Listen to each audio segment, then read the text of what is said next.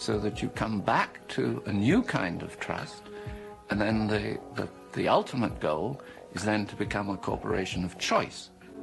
He believes that almost half our energy could one day come from renewable sources. He's been called a dreamer and a crank. And I've been called a hippie. And more recently, a project manager for Shell. I ask myself oftentimes why so many companies subscribe to corporate social responsibility. I'm not sure it's because they necessarily want to be responsible in an ultimate way, but because they want to be identified and seen to be responsible. But who am I to judge? Who am I to judge? It's better they belong than not belong.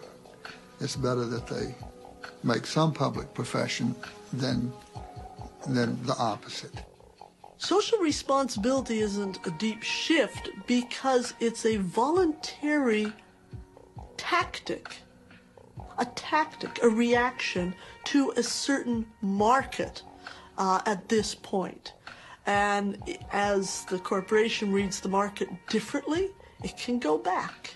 One day you see Bambi, next day you see Godzilla. How do you define socially responsible? What business is it of the corporation to decide what's socially responsible? That isn't their expertise. That isn't what their stockholders asked them to do. So I think they're going out of their range, and it certainly is not democratic. I don't really care what the chairman of General Motors thinks is an appropriate level of emissions to come out the tailpipe of General Motors automobiles. He may have a lot of scientists, he may be a very good person, but I didn't elect him to anything. He doesn't have any power to speak for me. These are decisions that must be made by government and not by corporations. If you take this to its logical conclusion, one would have an image that we are, in fact, at the end of the world is nigh, and we are all completely brainwashed, and there's no space left, and I don't believe we're there yet. And I think it's really important that we don't overstate the case and that we admit that there are cracks and fissures in all of these corporate structures, and sometimes when a corporation is concentrating on one particular project, they look the other way and all kinds of interesting things happen in the corner. It is the case in every period of history where injustice based on falsehoods, based on taking away the right and freedoms of people to live and survive with dignity, that eventually, when you call a bluff, the tables turn.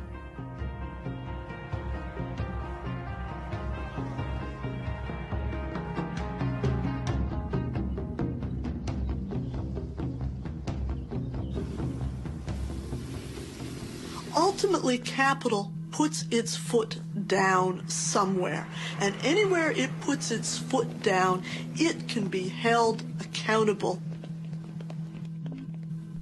Originally, Walmart and Kathy Lee Gifford had said, why should we believe you that children work in this factory? What we didn't tell them was that Wendy Diaz, in the center of the picture, was on a plane to the United States. This is Wendy Diaz. She comes to the United States. She's unstoppable. Congress heard testimony today from children who testified they were exploited by sweatshops overseas. Kathy Lee Gifford apologized to Wendy Diaz. It was the most amazing thing I'd seen. This powerful celebrity leans over and says, Wendy, please believe me, I didn't know these conditions existed. And now that I do, I'm going to work with you, I'm going to work with these other people, and it'll never happen again. And that night, we signed an agreement with Kathy Lee Gifford. I thought it would be a relatively easy process, and it isn't. For every question I have, there seem to be 5 questions that come back at me. We have been... As far as Walmart goes and Kathy Lee, pretty much everything returned to sweatshop conditions. But because this was fought out on television for weeks, this incident with Kathy Lee Gifford actually took the sweatshop issue to every single part of the country. And so, frankly, after that, there's hardly a single person in this country who doesn't know about child labor or sweatshops or starvation wages.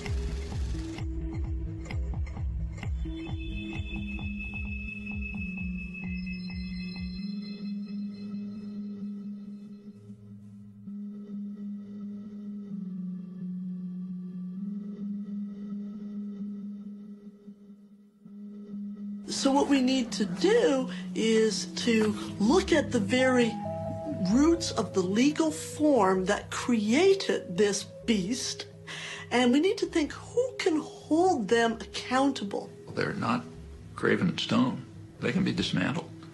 In fact, most states have laws which require that they be dismantled. For too long now, giant corporations have been allowed to undermine democracy here in the United States and all over the world. But today, the National Lawyers Guild and 29 other groups and individuals are fighting back. We are calling upon State Attorney General Dan Lundgren to comply with California law and to revoke the corporate charter of the Union Oil Company of California for its repeated and grievous offenses. This is a statute that is well known. It has been used. It can be used. What this will mean is the dissolution of the Union Oil Company of California, the sale of its assets under careful court orders to others who will carry on in the public interest. This is nothing more than just a smear campaign. This company has been part of California's economy for over 100 years, thousands of jobs. Doesn't mean it's never made any mistakes, paid for those mistakes, but this demonizing of a company, I think I'm in a time warp or something, that I fell asleep and I woke up 50 years ago when we heard that kind of rhetoric. Well, we have a very, very broad set of people angry, very angry at this corporation. People from the left of the spectrum who don't produce anything except hot air. From its complicity in unspeakable human rights violations overseas against women, gays, laborers, and indigenous peoples, to its efforts to subvert U.S. foreign policy and deceive the courts, the public, and its own stockholders, Unical is emblematic of corporate abuse and corporate power run amok. Extending a business deal with Burma Army is immoral. Unical cannot do business in Burma without supporting that hopeless regime. It cannot justify.